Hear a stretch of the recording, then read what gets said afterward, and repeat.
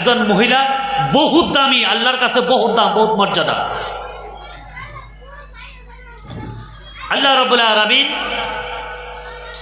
এই তাম পৃথিবীর বুকে আল্লাহর যত মখলুক আছে, আল্লাহ যত সৃষ্টিজীব আছে, যত মূল্যবান বস্তু আছে পৃথিবীর ভিতরে, সবচাইতে দামি বস্তু আল্লাহর হাবিব সাল্লাল্লাহু আলাইহি সাল্লাম একজন মহিলার কথা বলা হয়েছে, বলছে যে আদ-দুনিয়া কুল্লুহা মাতা ও খৈরুল মাতা দুনিয়া আল মারআতুস সালিহা। এই দুনিয়ার যা কিছু আছে সব কিছুর সম্পদ, আমরা যা আমাদের চোখে দেখি, যা চোখে দেখি না, এই সব কিছু হচ্ছে সম্পদ। আর সবচাইতে দামি সম্পদ হচ্ছে একজন নেককার মহিলা। গতিকে একজন নেককার মহিলার মর্যাদা, তাদের দাম সোনা চাঁদি হীরা মণি মুক্তার চাইতেও হাজার হাজার গুণ বেশি। সুবহানাল্লাহ। আল্লাহ রাব্বুল আলামিন, আল্লাহর হাবিব কয় নাই যে সোনা রূপার দাম মূল্য বেশি, হীরা মণি মুক্তার দাম বেশি। না, এই দুনিয়ার মধ্যে কোটি কোটি টাকার মূল্যবান বস্তু আছে, কিন্তু সেই বস্তুর কথা বলা হয় নাই। বলা হয়েছে সবচাইতে দামি সম্পদ হচ্ছে একজন নেককার মহিলা। তাহলে একজন মহিলা সর্বপ্রথমে আমাদের মর্যাদা, আমাদের দাম আমরা নিজেরাই বুঝতে হবে যে আমরা কত দামি, আল্লাহ আমাদেরকে কত দামি বানাইছে। ও আমার মা বোনেরা,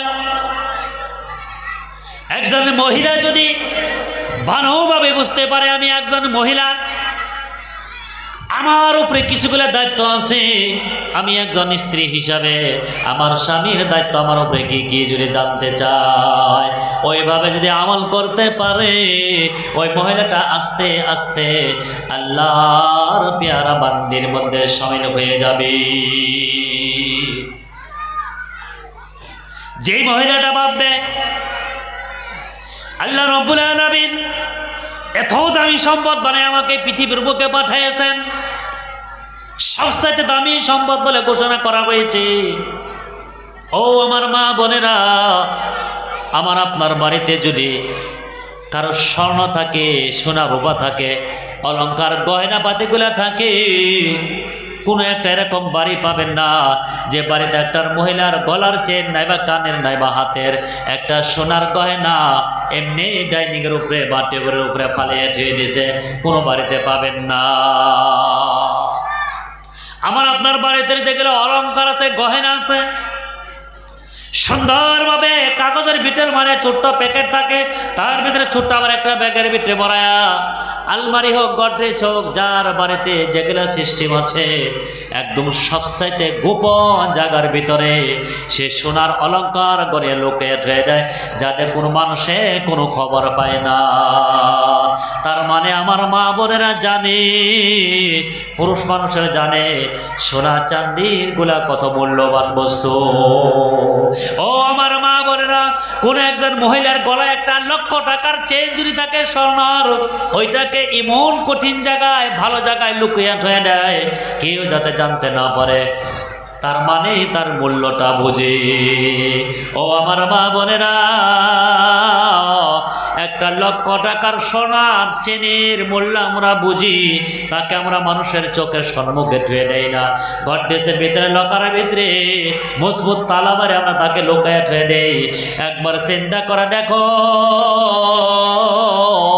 ওই লক্ষ টাকার সোনার চেনের থেকে আমার মা বলেন আপনাদের মূল্য আল্লাহর কাছে কোটি কোটি গুণ বেশি না নাই? কোটি কোটি গুণ বেশি একজন মহিলার দাম। তাহলে একজন মহিলাকে দুনিয়ার মধ্যে সবচাইতে বড় সম্পদ যদি আল্লাহ হাবিব ঘোষণা করে দিল, তাহলে আমাদের এই কোটি কোটি টাকার এই সম্পদ আমার আপনার এটাকে লুকিয়ে রাখার প্রয়োজন আছে না নাই? নিশ্চয় আছে। যদি কোনো মহিলা নিজেকে পর্দা পুশিদার ভিতরে রাখে, নিজেকে পর্দার ভিতরে রাখা শরিয়াত অনুযায়ী যদি তার জিন্দেগি গুজারে পার করে, হাজার হাজার গুনাহ থেকে সে বাঁচতে পারবে। আর তার ভিতরে আল্লাহর ভয় ঢুকবে। যখনই তার ভিতরে আল্লাহর ভয় ঢুকবে যে একজন মহিলা বেপর্দা হয়ে ঘোরা এটা জায়েজ নাই, কোনো পদ্ধতি যাই না, আমি ঘুরতে পারবো না, তাহলে পর্দাসীন হবে। সে কোনো ভিন পুরুষের সম্মুখে যাবে না, বেপর্দা হয়ে ঘুরবে না, তার আওয়াজ বুলন্দ করবে না, বিভিন্ন গুণের থেকে তার বেঁচে থাকা সহজ হবে। কিন্তু আমাদের মা বোনেরা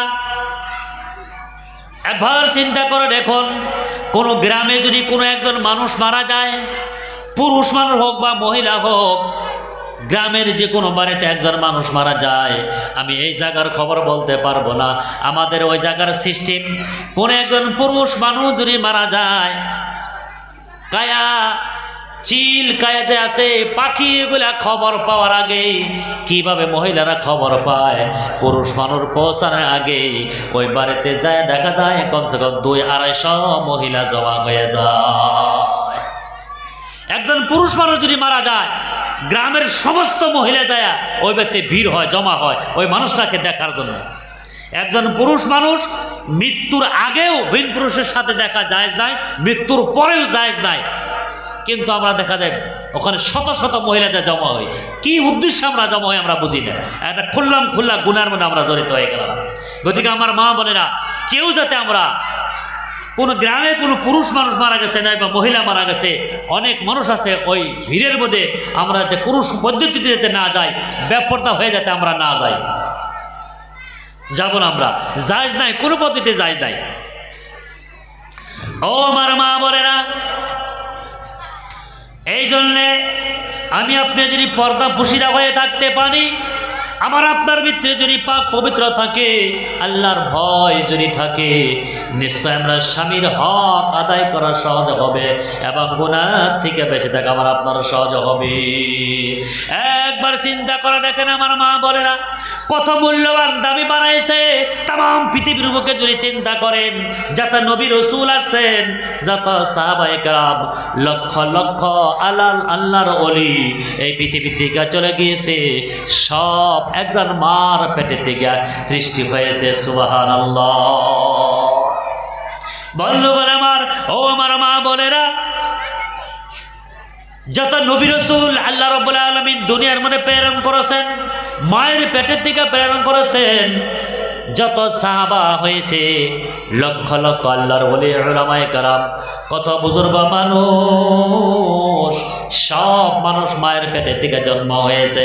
আপনারা যদি ইতিহাস পড়তে চান, বড় বড় আল্লাহর ওলি আছে, যারা আল্লাহর ওলি, উদাহরণস্বরূপ বাসকান্দির রহমতুল্লাহ আলাই, হুসাইন আহমদ মাদানী রহমতুল্লাহ আলাই, আরশাদ হাসান মাদানী রহমতুল্লাহ আলাই, আনোয়ার শাহ কাশমীর রহমতুল্লাহ আলাই, এইভাবে বড় বড় আল্লাহর ওলি যারা আছে, তাদের ইতিহাস যদি পড়েন, প্রত্যেকটা অলির মার আপনি জীবনী পড়বেন, তাদের আমল কত সুন্দর, যার জন্যে আল্লাহ রাব্বুল আলামিন ওই মায়ের পেটের থেকে এত দামি দামি সন্তান তাদেরকে দান করেছে।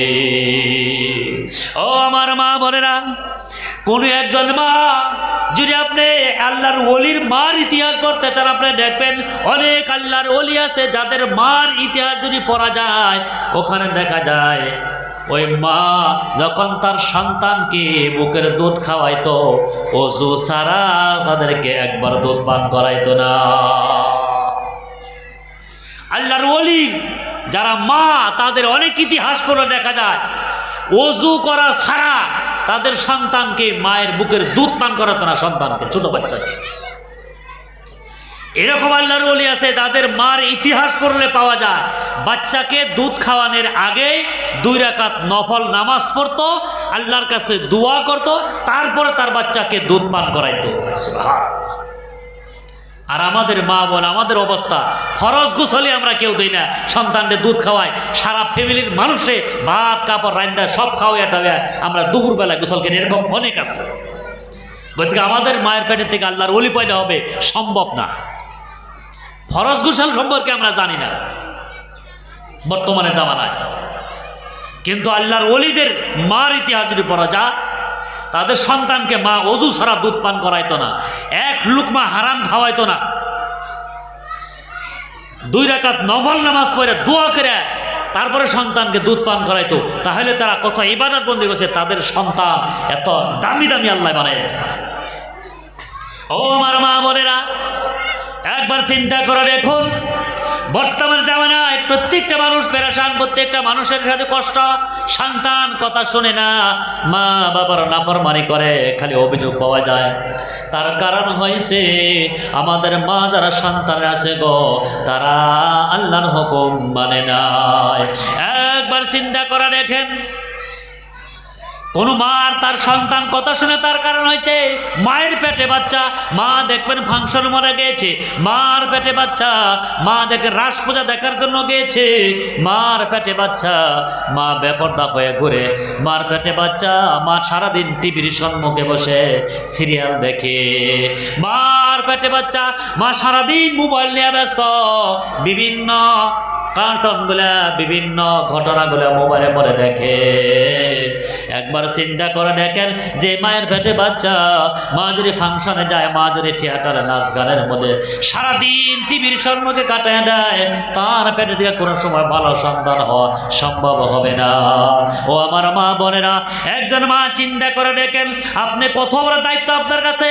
আপনি একজন সন্তানে মা হবেন, একজন মার কত মূল্য গো। ও আমার মা বোনেরা, আমরা পুরুষ মানুষ, আমাদের পায়ের তলে জুতা স্যান্ডেল থাকে, আর প্রত্যেকটা মায়ের পায়ের তলে সন্তানের জন্য আল্লাহর জান্নাত বলে ঘোষণা করে দিয়েছে। সুবহানাল্লাহ। প্রত্যেকটা মায়ের পায়ের তলে আল্লাহর জান্নাত বলে ঘোষণা করেছে। সুবহানাল্লাহ। বদিকে কোনো মহিলা এরকম যদি আছে, আমার মা বোনেরা, আপনাদের সন্তান ভালো হওয়ার কারণ হবে মায়ের পেটে বাচ্চা। মার কাম হলো সে সারাদিন কোরআন তেলাওয়াত করবে, মার পেটে বাচ্চা মা তাসবিহ তাহলিল করবে, মার পেটে বাচ্চা মা জিকির করবে, মার পেটে বাচ্চা মা নামাজ পড়বে, মার পেটে বাচ্চা মা ওযু পাক পবিত্র হয়ে থাকবে। আল্লাহর ইবাদত যদি বেশি বেশি করে গো, কোরআন থেকে বেশি থাকে, পর্দা নিশি হয়ে থাকে, আল্লাহ রাব্বুল আলামিন ওই মার পেটে থেকে নেককার সন্তান দান করে দেবে। বলে সুবহানাল্লাহ। সন্তান যদি ভালো করবার জন্য চায়, প্রত্যেকটা মা তাদের আখলাক, চরিত্র, উঠা বসা সব ঠিক করতে হবে। কারণ সন্তান খারাপ হওয়ার মূল বিষয়বস্তু হয়েছে মা, এবং সন্তান ভালো হওয়ার মূল বিষয়বস্তু হয়েছে তার মা। কারণ মায়ের পেট এটা হচ্ছে একটা ফর্মা, কুমারের চাপ। ইটার ফর্মা যদি সিধা হয়, ইটা সিধা হবে, ফর্মা যদি বেঁকা হয়, ইটা বেঁকা হবে। একজন মা যদি নেক চরিত্রবান হয়, তার সন্তান অবশ্যই নেক চরিত্রবান হবে। আর মার আখলাক চরিত্র যদি খারাপ হয়, তার সন্তানের আখলাক চরিত্র অবশ্যই খারাপ হবে। এই জন্যে প্রত্যেকটা মা বুঝতে হবে যে আমি একজন সন্তানের মা। প্রথমে তো আমি একজন পুরুষের, একজন স্ত্রী হতে আমি যাচ্ছি। আমি একজনের স্ত্রী হতে আমার উপরে আমার স্বামীর হক আছে। আপনি স্বামীর হক আদায় করেন, আপনি সন্তানের হক আদায় করেন, আপনি আল্লাহর হক আদায় করেন।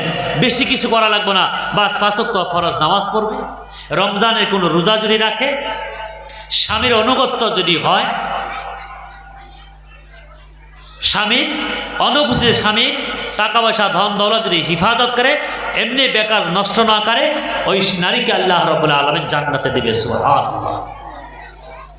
একটা হাদিস আছে যে আল্লাহর হাবিব সাল্লাল্লাহু আলাইহি সাল্লাম বলেছেন, লাউলা দিআউল গায়বি লা শাহিদতু আলা 5 নাফরিন আন্নাহুম আহলুল জান্নাহ আল ফাকিরু সাহিবুল ইয়াল ওয়াল মারআতুর রাজি আনহা যাওজুহা ওয়াল মুতাসাদ্দিকাতু বিমাহরিহা আলা যাওদিহা ওয়ার রাজি আনহু আবাওয়াহু ওয়া তাইবু বিনা যামবি। এই হাদিসের মধ্যে 5টা আমলের কথা বলছে। আল্লাহর হাবিব সাল্লাল্লাহু আলাইহি সাল্লাম বলেছেন যে 5 ধরনের ব্যক্তি, এই 5টা আমল যদি কোনো মানুষে করতে পারে, কারো ভিতরে থাকে, আমি একজন আল্লাহর নবী হিসাবে আমার পূর্ণ বিশ্বাস, আমি গ্যারান্টি দিতে পারি, বিশ্বাস আমার, যে আল্লাহ এই ধরনের ব্যক্তিকে আল্লাহর জান্নাত দিবে। সুবহানাল্লাহ। তার মধ্যে এক ধরনের হয়েছে এইরকম মহিলা, আল মারআতু রাযিয়া আনহা যাওজুহা, এরকম একজন মহিলা যার প্রতি তার স্বামী রাজি এবং খুশি থাকে। আল্লাহর হাবিব সাল্লাল্লাহু আলাইহি সাল্লাম বলেছে, কোনো একজন মহিলা তার স্বামীকে যদি রাজি এবং খুশি রাখতে পারে, সন্তুষ্ট করে রাখতে পারে, আল্লাহর হাবিব বলেছে ওই মহিলাকে আল্লাহর জান্নাত দিবে। সুবহানাল্লাহ। রাজি খুশি রাখতে হবে। আল্লাহর হাবিব সাল্লাল্লাহু আলাইহি সাল্লাম আর একটা হাদিস বলছেন, ইযা নাযারা ইলাইহা সাররাতুহু, একজন স্বামী তার স্ত্রীর পেলে যতবার তাকাবে, ততবার তার স্ত্রী তার স্বামীকে খুশি করতে হবে। একজন স্বামী তার স্ত্রীর দিকে যতবার তাকিয়ে দেখবে ততবার তার স্ত্রী তার স্বামীকে খুশি করতে হবে, স্বামীর মন জয় করতে হবে। কোনো মহিলা যদি তার স্বামীর মন জয় করতে পারে, খুশি করতে পারে, আল্লাহর হাবিব বলেছে আল্লাহ রাব্বুল আলামিন ওই ধরনের মহিলাকে আল্লাহর জান্নাত দিবে। সুবহানাল্লাহ। তাইলে একজন স্বামী যতবার তার স্ত্রীর দিকে তাকাবে ততবার তাকে খুশি করতে পারবে। দিনের মধ্যে কোনো হিসাব নাই, 1000 বার যদি স্বামী তার স্ত্রীর দিকে তাকাইয়া দেখে 1000 বার স্বামীর মন জয় করতে হবে, খুশি করতে হবে। এখন আমার মা বোনেরা বলতে পারে কেমনে করে 1000 বার আমার মধ্যে তাকাই পাবে, 1000 বার এর আমি খুশি করো? এই জাহিরে তো আমার কথাই শুনে না। আমার মেয়ে চাইবই আমি আর খুশি করা আরম্ভ, এটা তো সম্ভবই না। না, আছে, আমি আপনাদেরকে বুঝিয়ে দেবো, একদম আপনাদের কাছে থেকে জবাব দেবো ইনশাল্লাহ। ইচ্ছা করলে খুশি করতে পারে, আর এটা করতেই হবে। আমার মা বোনেরা, আপনারাই মনে মনে আপনাদের জবাব দিবেন। এই পৃথিবীর বুকে এরকম আছে, কোনো একজন মহিলা যদি চায় তার স্বামী যতবার তাকাবে ততবার তার স্বামীকে খুশি করতে পারে। আপনারা যদি ভাবেন যে আমার স্বামী 1000 বার আমার দিকে তাকাবে, আমি 1000 বার তাকে কেমনে খুশি করব, তাতে খুশি করা সম্ভব হবে না, কিন্তু আপনি খুশি করতে পারেন। আপনারা জবাব দেন, একজন মহিলা যদি ইচ্ছা করে যে একজন পুরুষ মানুষকে সারা রাত অমুক জায়গায় খাড়া করে ফেলে দেব, ইচ্ছা করলে পারে তারা। কোনো মহিলা যদি ইচ্ছা করে যে অমুক পুরুষকে আজকে রাত্রে 2 ঘন্টা আমি যারাবাড়ি চারাইলের ওখানে আমি খাড়া করে ফেলে দেবো, ধরে দিতে পারে তারা। আর এরকম হয়, একজন মহিলা যদি ইচ্ছা করে তার স্বামীকে একটা জুতা বা স্যান্ডেল কিনে নিয়েছে নতুন, সেটাকে বদলি করার জন্য 5 বার করে বাজাতে পারতে পারে। একজন স্বামী তার স্ত্রীর জন্য যদি একটা কাপড় কিনে নিয়ে যায়, আপনারা চিন্তা করে দেখবেন এরকম অনেক মহিলা আছে, কাপড়টা বাড়িতে নিয়ে গেছে, নেওয়ার সাথে সাথে তার স্বামীকে বলে কি ঘোরা আনছো, এটা কালার তো ভালো না, ফুলগুলো এত ঘনকে, একটু পাতলা ফুলা কাপড় আনবা। আবার দেখেন ঘুরিয়ে যাও, বদলে নিয়ে বদলে নিয়ে গেছে স্বামী বাড়িতে গেছে, আবারও যাই দেখবেন আবার পছন্দ নাই, মোটা পায়ের দিয়েছে, এটা এত মোটা পায়ের কাপড় আমি পিন্দি, তোমার কি পছন্দ নাই? পায়ের চিকুন দেখে নিয়ে এটা পছন্দ নেয়, ঘুরে নিয়ে যাওয়া, আবারও কাপড় ঘুরে দেয়, আবার আবার সাইডে নিয়ে এলো দোকানে, আবার পায়ের বদলে নিয়ে গেছে, আবার নিয়ে গেছে দেখা যায় কালার পছন্দ নয়, এই কালার পছন্দ নয়, কালার বদলে নেওয়া, অমুক কালার নেওয়া। এইভাবে দেখবেন একটা মহিলা একটা কাপড় বদলাবেন নিয়ে কোনো পুরুষকে 3 বার 4 বার 5 বার করে বাজার মতো পাঠে। চিন্তা করে দেখেন, একজন মহিলা একটা কাপড় বদলানোর জন্য, রং কালার বদলানোর জন্য তার স্বামীকে যদি 3 বার 4 বার করে বাজারে বানাইতে পারে, ওই মহিলা ইচ্ছা করলে তার স্বামীকে আল্লাহর ঘর মসজিদে নামাজে পাঠাইতে পারে না? পারে। ইচ্ছা করলে প্রত্যেকটা পুরুষ মানুষকে যদি মহিলা ইচ্ছা করে যে আমি ফজরের নামাজে উঠে দিই মসজিদে যাওয়ার জন্য, তারা পারে, কিন্তু তারা দেয় না। প্রত্যেকটা পুরুষ, প্রত্যেকটা মহিলা যদি ইচ্ছা করে তাদের স্বামীকে 6 মাসের ভিতরে 5 ওয়াক্ত নামাজি বানিয়ে ছাড়ো, আল্লাহর ওলি বানিয়ে ছাড়ো, তারা পারে। একজন মহিলা যদি ইচ্ছা করে যে 6 মাসের ভিতরে আমার স্বামীকে আমি 5 ওয়াক্ত নামাজি বানাই, বরং তারা পারে। আর যদি কোনো মহিলা ইচ্ছা করে 6 মাসের ভিতরে আমার স্বামীকে আমি রাস্তার পাগল বানাই ছাড়ো, তাও তারা পারে। ইচ্ছা করলে রাস্তার পাগলও বানিয়ে দিতে পারে, ইচ্ছা করে তারা আল্লাহর ওলিও বানাইতে পারে।